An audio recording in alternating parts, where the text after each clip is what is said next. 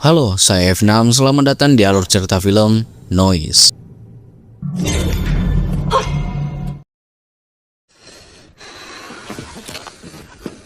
Cerita diawali dengan seorang gadis bernama Johe yang sedang memasang peredam suara pada plafon rumahnya untuk menutupi kebisingan dari lantai atas apartemennya. Johe merekam semua aktivitas gangguan yang dialaminya beberapa hari ini, yang membuatnya sangat terganggu bahkan cemas. Terkadang ia mendengar suara-suara yang aneh dari atas kamar apartemennya. Beberapa menit kemudian suara telepon berbunyi. Johe mengangkatnya. Ia mendapati suara-suara yang aneh di telepon itu. Setelah menutup teleponnya, listrik pun padam dan kembali hidup. Ia lalu mendengar suara aneh lainnya, membuat ia merasa ketakutan. Mungkin itu datang dari dunia lain atau lebih mengerikan lagi.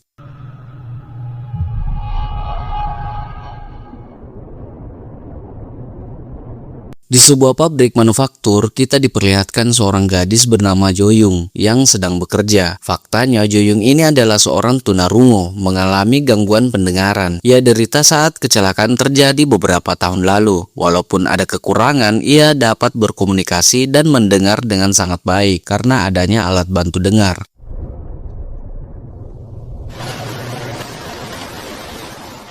동생분이 서주희 씨 맞으시죠? Saat pulangnya mendengar informasi dari pihak kepolisian tentang adik Joyung yang sudah 4 hari menghilang dari apartemennya, yang diperlihatkan pada scene pertama bernama Johe. Ternyata mereka bersaudara, dan Joyung sudah melaporkan hal itu kepada pihak berwajib. Joyung ternyata jarang pulang karena tuntutan pekerjaan yang mengharuskan dirinya untuk tinggal di asrama. Hari itu ia pulang ke apartemennya. Di depan pintu, ia mendapati sebuah surat keluhan dari lantai bawah, tepat di bawah kamar apartemennya, tentang keributan yang terus mengganggu. Orang itu memohon untuk diam karena hal itu membuatnya gila. Pertanyaannya, siapa yang menyebabkan kebisingan tersebut? Padahal beberapa hari ini tidak ada siapapun di kamar apartemen itu. Adik Joyung yaitu Johe menghilang entah kemana, sedangkan Joyung sendiri baru pulang setelah beberapa hari bekerja dan tinggal di asrama, membuat Joyung sedikit kebingungan.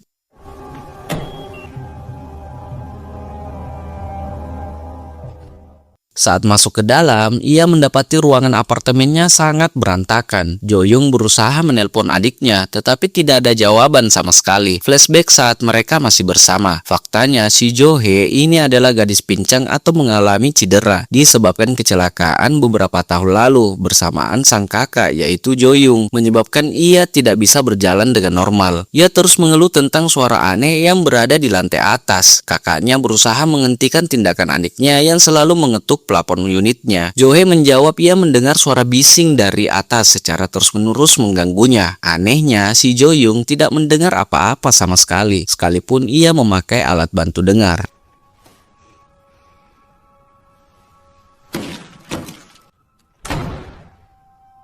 Setelah adiknya menghilang, Joyung mendatangi seorang pria yang akhir-akhir ini dekat dengannya bernama Gi-hon. Joyung menanyakan keberadaan adiknya itu yang menghilang beberapa hari ini. Tetapi Gi-hon juga tidak tahu di mana ia berada. Gi-hon mengungkapkan bahwa Johe mengeluh tentang suara aneh di unitnya. Tetapi Gi-hon tidak mendengar sama sekali. Joyung meninggalkan kontaknya, berharap menghubunginya jika Gi-hon menemukan petunjuk keberadaan adiknya itu. Di rumah, Joyung menggeledah kamar adiknya, mendapati barang-barangnya masih ada, dan tidak membawa satupun barang tersebut, termasuk handphone yang ditinggalkan. Joyung merasa aneh dan melihat di balik tumpukan pakaian. Terkejutnya, ia melihat lantai tersebut lembab dan berlumut seakan-akan ada sesuatu yang membasahinya. Tak lama, ia mendengar suara telepon memanggil. Itu door lock yang berbunyi. Orang itu menghubungi Joyung di balik pintu. Ia lalu membuka dengan mengunci lock pintunya untuk berjaga-jaga, takutnya terjadi apa-apa. Ternyata ia adalah seorang pria yang tinggal di lantai bawah kamarnya. Ia mengeluh tentang kebisingan di kamarnya itu yang sangat mengganggu. Si pria itu pun tidak main-main. Ia mengutarakan agar untuk diam, dan jika menghiraukan peringatan itu, sang pria tak segan-segan untuk menyakitinya. Yang kita tahu, adik Joyung sudah menghilang beberapa hari, dan mengapa pria itu sangat marah sampai-sampai ia mengancamnya. Ada apa dengan si pria tersebut?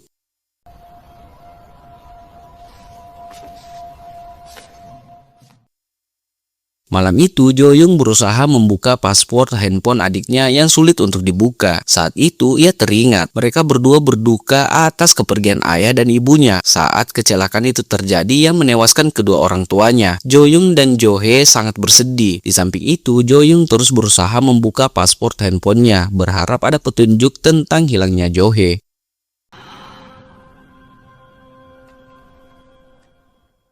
Jo-young pun melapor ke security gedung apartemen, tetapi pas security juga tidak pernah melihatnya sama sekali. Jo-young mengutarakan pria di bawah kamarnya seperti ingin menyakiti mereka karena kebisingan yang mereka tidak pernah buat. Pria itu seperti orang gila. Pas security menjelaskan memang apartemen yang mereka tempati itu sudah lama dan perlu renovasi. Pas security mungkin menyimpan rahasia di baliknya.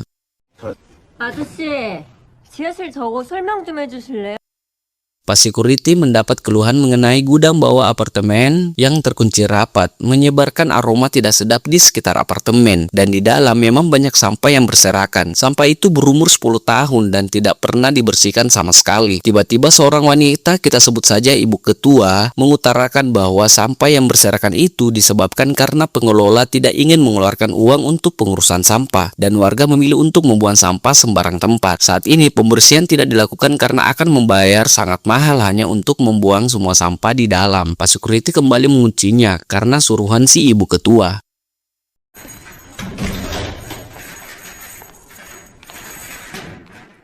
Jo-young di tempat kerja memilih untuk cuti karena ia ingin fokus untuk mencari adiknya yang hilang. Walaupun ia dilarang untuk mengambil cuti lebih awal, Jo-young tetap mengambilnya. Malamnya, Jo-young pulang dan membawa barang-barang dari asramanya. Ia lalu mendapati tempelan kertas di pintunya tentang keluhan kebisingan yang tidak ada habisnya, membuat Jo-young sedikit muak.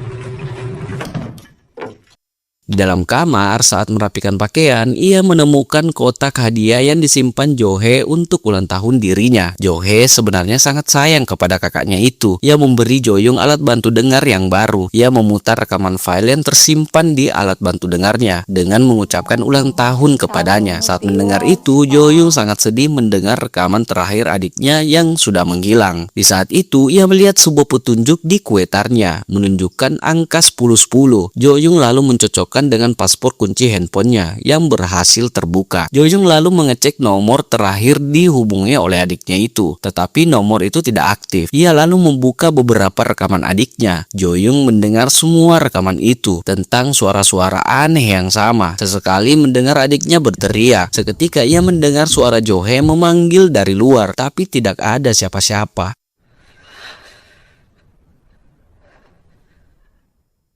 Saat selesai berbenah, Jo-young menerima telepon lagi dan seseorang mengetuk dari luar. Ia menduga itu Jo-hye, tapi Jo-young merasa aneh. Seharusnya adiknya tahu tentang kombinasi sandi pada dorlok pintu mereka. Jo-young menduga itu bukan adiknya. Ia merasa sangat tersiksa dengan suara-suara aneh itu, dan ternyata ia hanya bermimpi.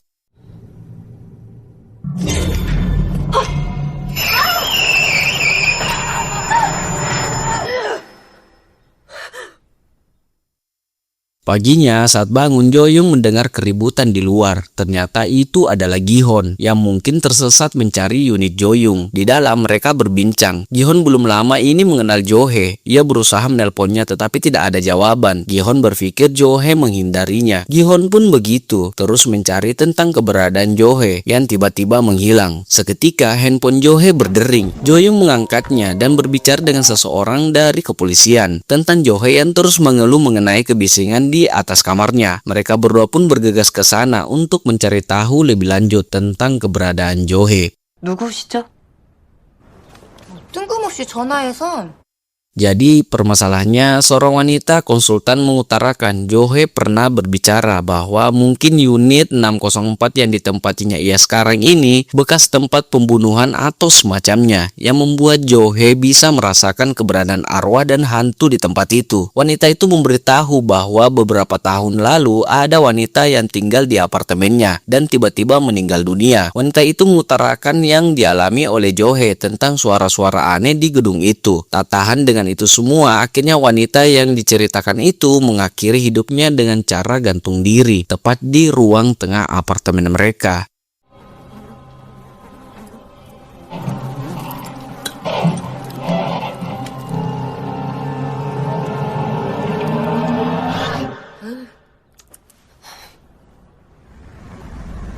Saat pulang, Jo Young mendapati kertas keluhan itu tertempel lagi di pintu kamarnya. Menurutnya, ia adalah pria yang sangat aneh. Saat itu, Gi-hon mengedit foto Jo-hye untuk dicetak menjadi selembaran. Di ruang tengah, Jo Young menelpon detektif agar segera menyelidiki kasus hilangnya Jo-hye. Jo Young curiga dengan pria yang tinggal di bawahnya dengan nomor unit 504 yang melaporkan tindakan pidana dengan ancaman-ancaman yang bisa berakibat penghilangan nyawa, dan beranggapan bahwa si pria tersebut menculik atau menyekap adiknya. Sayangnya tidak ada bukti bahwa pria itu yang menempel kertas tersebut. Bahkan CCTV di tempat itu hanya satu, dipasang di bagian pintu utama saja. Bagaimanapun Jo Young meminta, detektif tidak bisa menindaklanjuti apabila tidak ada bukti yang relevan. 당일 서주희 씨 모습 잡힌 게 없어요. 그 지갑도 핸드폰도 그대로잖아요. Malam semakin larut, Gi-hon ingin pulang ke rumah. Tiba-tiba telepon berbunyi. Jo Young melihat layar interaktif dari balik pintunya. Ternyata itu sang pria aneh. Gi-hon yang akan membuka pintunya. Jo Young yang ketakutan hanya bisa bersembunyi. Pria itu terlihat marah dan mengatakan hal yang sama tentang keributan yang dibuatnya. Melihat Gi-hon, pria itu lalu pergi begitu saja. Gi-hon mengingatkan Jo Young agar berhati-hati dan tidak sembarang membuka pintu. Gi-hon menduga pria itu menyembunyikan sesuatu di balik tangannya. Ternyata sang pria itu berniat menyakitinya dengan pisau yang ia bawa.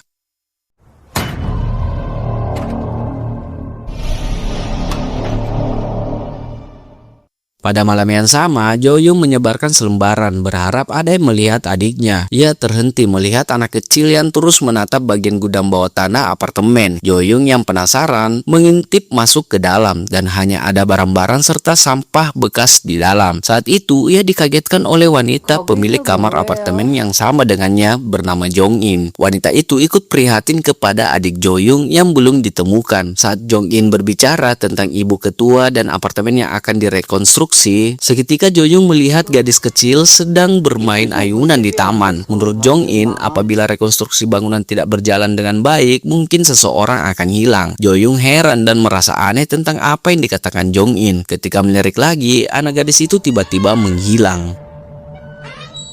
Di kamar mandi, Jo Young mendengar sesuatu, menduga itu suara adiknya yang memanggil di wastafel. Saat terdiam, tiba-tiba dorok pintu berbunyi dan siapa sangka Jo-hye kembali setelah beberapa hari menghilang. Dengan muka yang begitu pucat, Jo Young menyambutnya dengan terharu dan gembira. Tetapi Jo-hye malah menyalahkan kakaknya itu karena sebelumnya Jo Young sempat bertengkar akan sesuatu hal. Jo-hye lalu ke kamarnya untuk istirahat. Sang kakak merasa aneh dengan gerak-gerik adiknya. Saat memeriksa dalam kamar, Jo-hye tidak ada di kamarnya dan menghilang. Terkejutnya, Jo-hye tiba-tiba gantung diri.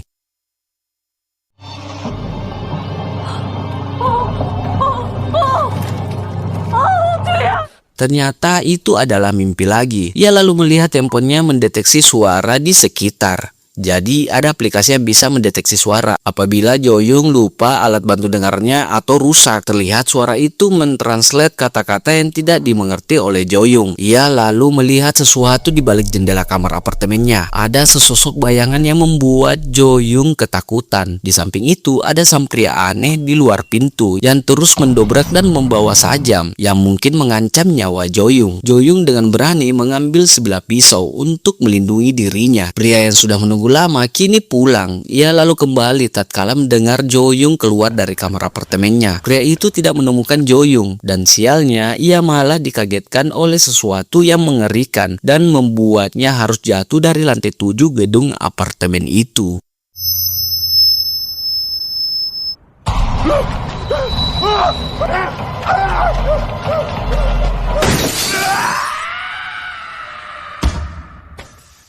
Paginya, Jo-young yang terjaga mendengar keributan dari luar dan tak menduga pria yang terus menerornya kini meregang nyawa dengan terjatuh dari atas. Jo-young pun lalu melaporkan kejadian itu di mana adiknya mungkin disekap di dalam kamar pria aneh itu. Setelah dicek, polisi tidak menemukan apa-apa di kamar apartemen sang pria. Jo-young bersikeras untuk melaporkannya, tapi sang detektif tidak bisa berbuat banyak. Ibu ketua yang berada di sana mungkin membenci Jo-young yang aneh. Ibu ketua berambisi untuk merekonstruksi apartemen itu dan mungkin ibu ketua merasa dihalangi oleh Jo-young. Ia menjelaskan mereka sama dengan orang yang di atas dan pria yang di bawah. Sama anehnya. Jo-young sangat marah. Ibu ketua mungkin tidak suka dengannya, tapi dengan itu Jo-young bisa mendapat petunjuk atas perkataan si ibu ketua. Pertanyaannya adalah apa yang terjadi di kamar apartemen 504, 604, 704, dan 804. Orang-orang yang menempatinya semua sangat aneh.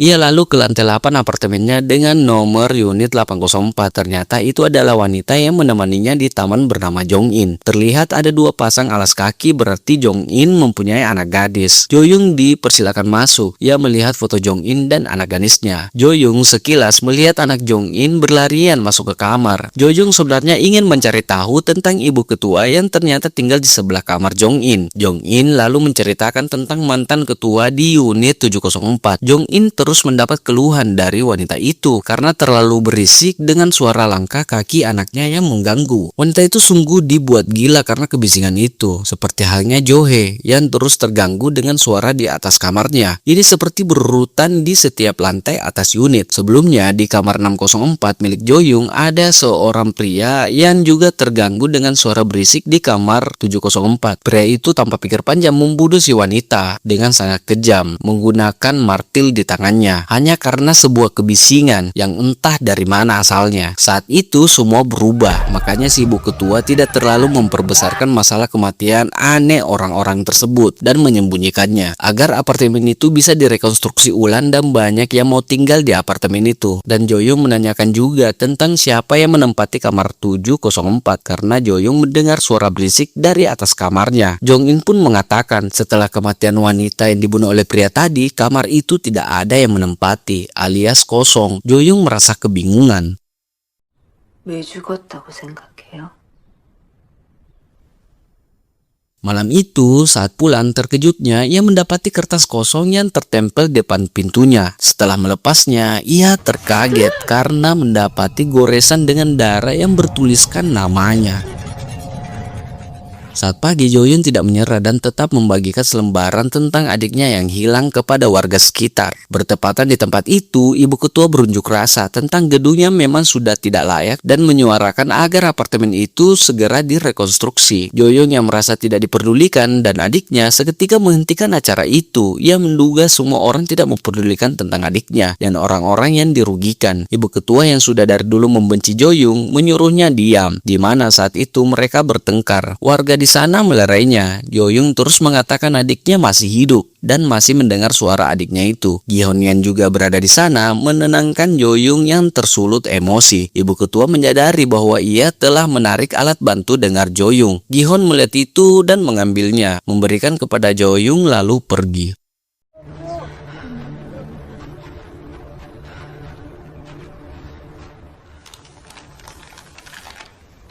Saat di taman, Gi-hon telah menyelidiki tentang pembunuhan di unit 704, tepat di atas unit apartemennya. Ternyata pada hari itu, ia menghilang tanpa terlihat CCTV, seperti yang dialami oleh Jo-hye. Menurut Gi-hon, ada ruangan yang tidak pernah digeledah sama sekali, dan ruangan itu tersembunyi dari orang-orang. Seketika, Jo-young terpikir tentang ruang gudang bawah tanah di bawah apartemen mereka. 곳이면서 사람들의 눈을 피할 수 있는 곳.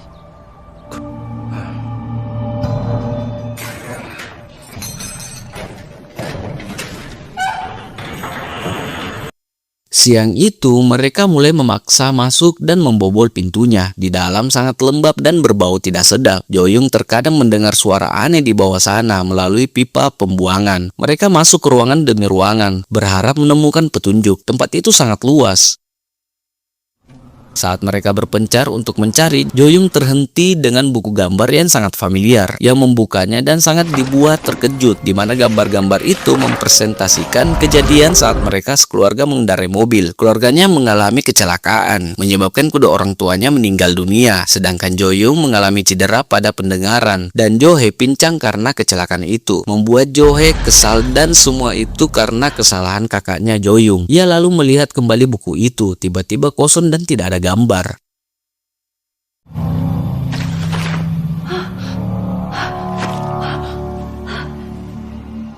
Di ruang lain terlihat Gi-hon menelusuri sambil merekam kejadian di ruangan itu. Tiba-tiba ia menemukan mayat yang seketika membuatnya kaget setengah mati. Ternyata itu orang yang Gi-hon cari, pria aneh yang berniat membunuh Jo-young. Setelah itu kejadian aneh pun terjadi, dan seketika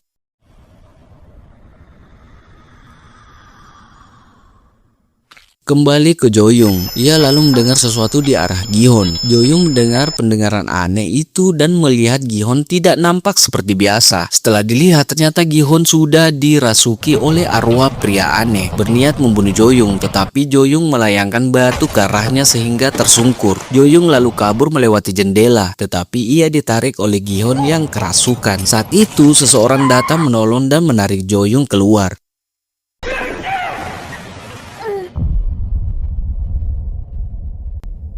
Jo-young akhirnya tersadar di sebuah unit apartemen seseorang yang menyelamatkannya. Ia melihat bocah kecil yang hanya dia melihat ke arahnya. Saat itu Jo-young terkejut. Ia diselamatkan oleh ibu ketua apartemen, di mana kita tahu mereka saling berdebat bahkan berkelahi karena masalah apartemen itu. Ibu ketua itu memiliki anak lelaki yang menderita gangguan pendengaran juga, sama dengan Jo-young. Ibu ketua tersadar pada saat ia mendapat alat bantu dengar Jo-young berada di tangannya, karena faktanya ia juga memiliki anak yang tidak bisa mendengar. Mungkin ibu ketua prihatin. Jo-young berterima kasih kepadanya. Jo-young dihampiri anak ibu ketua. Melepas alat bantu dengarnya, anak itu memberitahu sesuatu hal. Ia tidak seharusnya mendengar sesuatu yang tidak harusnya ia dengar. Jika ia mendengarnya, ia akan mati. Dengan bahasa isyarat mereka saling berinteraksi. Telepon pun berdering. Ternyata dari detektif Kim, dan Jo-young mengingat sesuatu.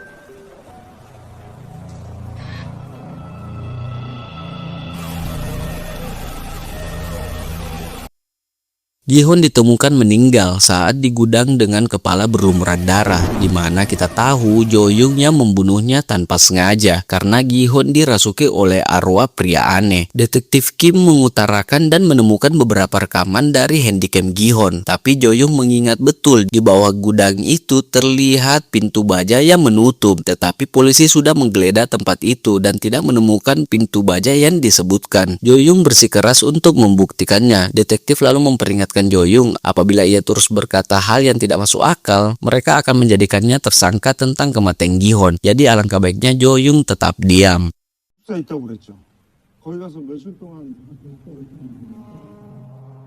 Malam itu, dengan tekad yang kuat untuk mencari Jo-hye, sang adik, ia nekat masuk kembali ke dalam gudang bawah tanah itu. Dengan berbekal senter melewati jendela kecil, ia menemukan handycam adiknya yang terbuang di sana. Jo-young mengaktifkan cam recorder di handphone adiknya itu, dan ia melihat beberapa file yang sangat mencurigakan. Saat diputar di rekaman itu, Jo-hye berjalan dengan merekamnya ke sebuah kamar 804, yaitu kamar Jong-in, wanita aneh pendiam, yang katanya memiliki anak gadis. Jo-hye masuk karena kebetulan pintunya tidak terkunci. Terkejutnya, ia menemukan sesuatu yang lebih aneh, seperti ritual pemanggilan arwah, dan ia berbicara melalui radio bersama anaknya. Menurutnya, unit 704 sangat mengganggu, dan Jong-in berniat membunuhnya. Saat itu, Jo-hye ketakutan. Jo-young secara langsung melihat adiknya dibunuh oleh Jong-in karena terlalu banyak tahu. Faktanya, ternyata bukan pria 604 yang membunuh wanita pada unit 704, tapi Jong-in yang mengarangnya agar tindak kejahatannya tidak tercium oleh publik. Jo-young lalu dikagetkan sesuatu di ruangan lain. Saat dicek, ia melihat sang adik, yaitu Jo-hye, terbujur kaku dan tak berdaya. Jo-young sangat sedih dan patah hati melihat adiknya diperlakukan seperti itu. 주희야, 주희야. Jo-young membawa adiknya pergi dari sana, tetapi tindakannya itu terlanjur tercium oleh Jong-in yang sudah menunggunya dengan palu martil di tangannya, hendak membunuh keduanya. Jo-young lalu kabur dan mengunci pintunya, menyembunyikan adiknya di ruangan lain, sedangkan ia akan mengumpan Jong-in menjauh. Jo-young mengutarakan kekesalannya karena ia yang sudah membunuh seseorang. Jong-in pun mulai melancarkan aksinya. Jo-young lalu kabur menghindar dari Jong-in, bersembunyi di balik pintu. Ia lalu mendengar suara aneh itu lagi, membuat telinganya sakit. Ia lalu melihat handphone dan mengaktifkan mode pengenalan suara agar bisa mendeteksi suara yang mendekat. Seketika, ia diserang dengan membabi buta, tetapi Jo-young bisa sedikit melawan. Saat itu, Jong-in menangis karena kehilangan anaknya yang sangat ia cintai. Putrinya itu meninggal karena tertabrak truk. Ia juga kesal karena terus ditegur oleh wanita dan adik Jo-young. Makanya ia berbuat sejauh ini. Saat itu, tiba-tiba ada sosok hantu wanita unit 704 menyerang Jong-in untuk balas dendam.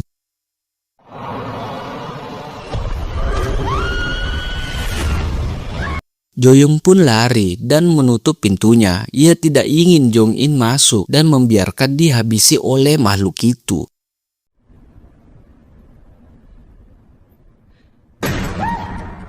Ia kini mencari adiknya dan menutup telinganya agar tidak mendengar suara aneh itu lagi. Dan semuanya berakhir serta mereka berdua berkumpul kembali dengan Jong-in yang sudah tewas di gudang itu.